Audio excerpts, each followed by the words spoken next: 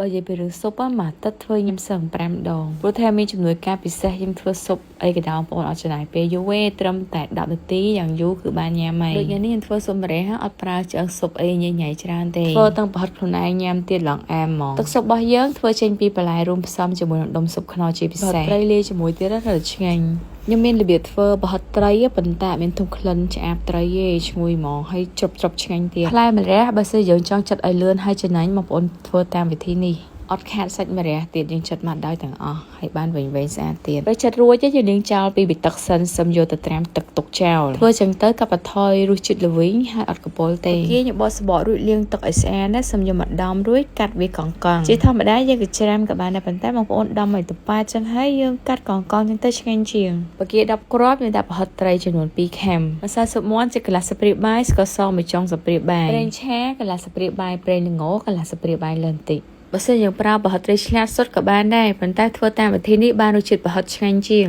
លាយគ្រឿងឲ្យសព្វចូលគ្នាហើយយើងបោកវាដើម្បីឲ្យសាច់ប្រហិតរបស់យើងកាន់តែស្វិតល្អបន្ទាប់មកយើងលុញមូលវាក៏បានឬមួយក៏ចង់ពេលញ៉ាំ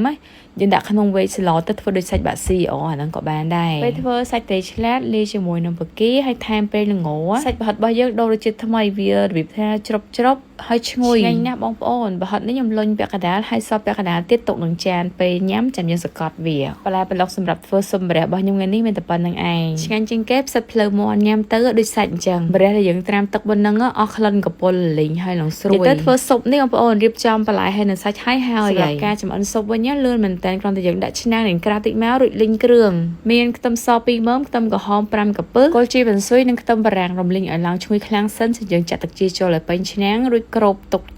នៅពេលដែលទឹកពុះបងបន្លែមានការ៉ុតផ្លែពោតហើយនឹងមើមបែកគួចយើងហាន់វាជាដុំទុយៗល្មមទៅដើម្បីរំងាស់ឲ្យឆាប់ចេញជាតិលឿនសម្រាប់គ្រឿងផ្សំវិញអត់ប្រើអីច្រើនទេដាក់តែដុំស៊ុបខ្នុរចំនួន3ដុំទុយៗនេះធ្វើឲ្យទឹកស៊ុបរបស់យើងមានជាតិតែម្ដងហើយមិនចាំហត់ថែមអំបិលឬមួយក៏ប៊ីចេងអីទេឡើងឈ្ងុយហើយឡើងជាតិបើសិនជាមានពុះអញ្ចឹងយើងគៀចេញឲ្យអស់មករំងាស់ប្រហែលជា5ទៅ10នាទីដើម្បីឲ្យបន្លែចេញជាតិនិយាយទៅតាមពេលវេលាជាក់ស្ដែងដែលយើងមានណាបើថាយើងប្រញាប់តែ5នាទីក៏បានដែរក្នុងទឹកស៊ុបនេះខ្ញុំទុកតែពោតហើយនឹងការ៉ុតទេគ្រឿងក្រៅផ្សេងស្រង់ចេញឲ្យហើយបន្ទាប់មកយើងដាក់ប្រហិតដាក់ផ្សិតសាច់ហើយនឹងបន្លែក្រឆ្អិនដាក់ងាស់ទុកចោលឲ្យឆ្អិនសិនទៅសឹមយើងមកបងបន្លែផ្សេងទៀតបើគ្របមកក្លិននឹងឈ្ងុយបន្ទាប់មកយើងដាក់ខ្ទឹមពោជាមួយនឹងជីស្លឹកខ្ទឹមហើយថែមបន្លែផ្សេងចូលអស់មក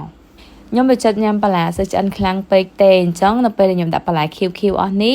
យើងទៅដាក់ភ្លាមស្រង់ញ៉ាំភ្លាមហើយផុតតែយើងបៀកនេះបងប្អូនតាមផ្លេតឆ្អិនហើយយើងបៀកវានឹងស្ដើងអញ្ចឹងដាក់ជាប់នឹងវែកអញ្ចឹងមករួចយកស្លាបព្រាសកត់ឲ្យតប៉ែចលក់វែកចូលទឹកស៊ុបមកវាដាច់ចេញមកលើហើយសាច់គោញ៉ាំឆ្អិនពេកអត់សូវឆ្ងាញ់ទេបានតែចាក់ចូលចានអញ្ចឹងហើយយើងគោះពងចូលមកក្របមកពេលញ៉ាំមកចលក់ញ៉ាំទៅសាច់យើងឆៅតិចចលក់ចេះមកបងប្អូនអើយឡងជាតិពេលមកធ្វើការហត់ឬមួយក៏ជុំគ្នាសៅអាទិត្យអញ្ចឹងអត់ដឹងធ្វើអីញ៉ាំបងប្អូនអាចសាកមើលស៊ុបម្រះនេះបានទឹកស៊ុបក៏ឈ្ងុយហើយជាតិចំណែកឯប្រហិតវិញណាខាមួយម៉ាត់ណាមកក៏វារឿងច្របតាមវិធីហ្នឹងឆ្ងាញ់ជាងប្រហិតដែលយើងទិញជាកញ្ចប់មកស្រាប់ទៀតណស៊ុបម្រះប្រភេទនេះបើសិនយើងចូលញ៉ាំហាងក៏មិនថោកដែរបងប្អូនធ្វើញ៉ាំខ្លួនឯងចេះអស់លុយតិចហើយលឿនអត់ពិបាកអីច្រើនទេក៏យើងដាក់ដុំស៊ុបខ្នុរតែប៉ុណ្្នឹងមកគឺទឹកស៊ុបយើងជាតិពេញឆ្នាំងប្រើដុំស៊ុបខ្នុរឥឡូវនេះមានឱកាសឈ្នះរង្វាន់ទៀតដល់រដូវភ្លៀងអញ្ចឹងបងប្អូនអាសាធ្វើស៊ុបញ៉ាំតិចទៅកុំឲ្យយើងឈឺតួខ្ញុំវិញតែរៀបរកចង់ផ្ដាសាយអញ្ចឹងដាក់ស៊ុបមួយឆ្នាំងទៅយើងធូរវិញយើងព្រោះថាយើងហត់ទៅស៊ុបក្តៅបែកញើសវីដេអូថ្ងៃនេះមានតែប៉ុណ្្នឹងឯងជួបគ្នាវីដេអូក្រោយទៀតបាយ